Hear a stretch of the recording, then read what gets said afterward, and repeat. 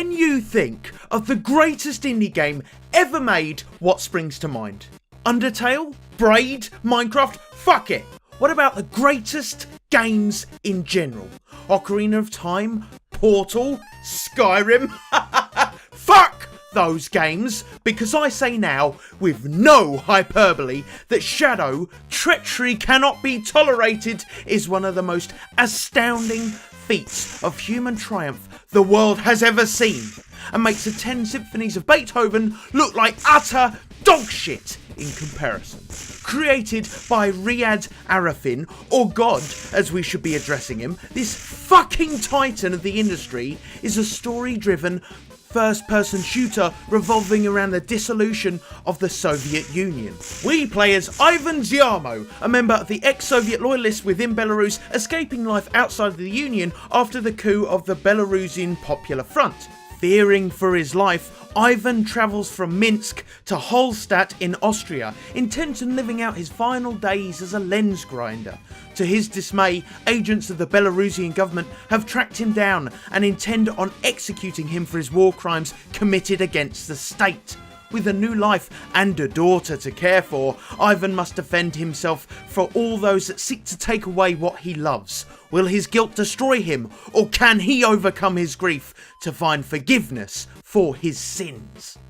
As you can see, the story is top class. Imagine if Steven Spielberg got AIDS and he intended to write one more screenplay before he died.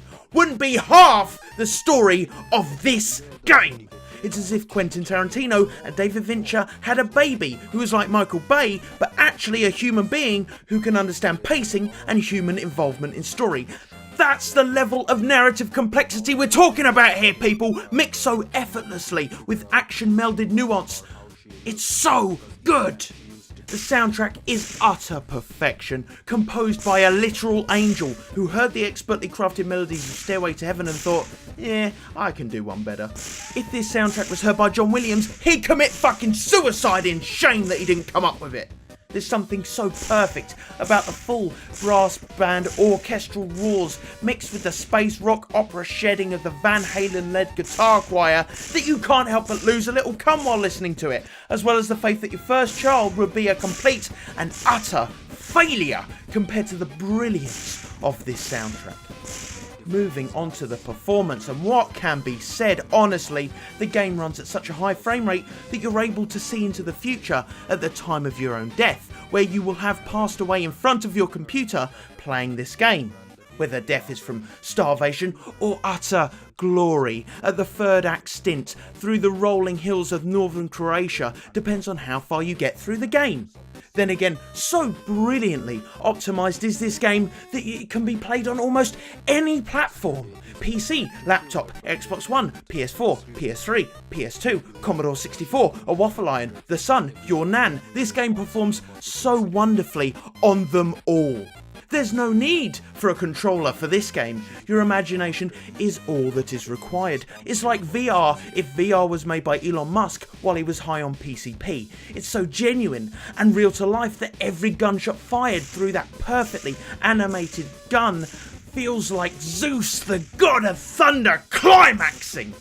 You feel so in tune with the game that to this day I'm still convinced I'm Ivan tobogganing down the side of Salcante in Peru in a bid to save my newborn daughter from the ex-KGB turned Belarusian hitmen.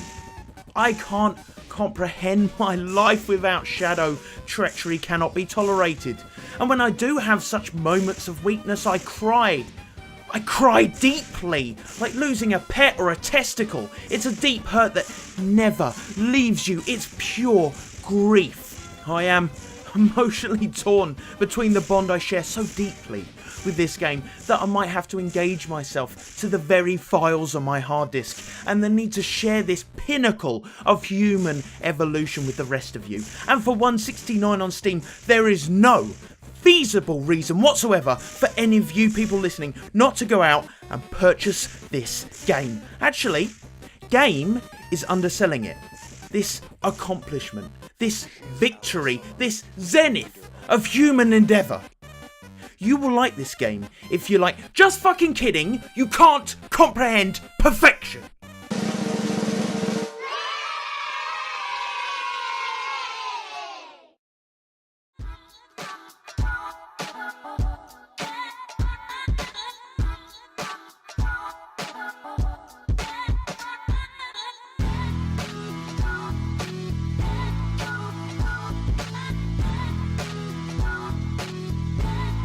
Just kidding, this game fucking sucks.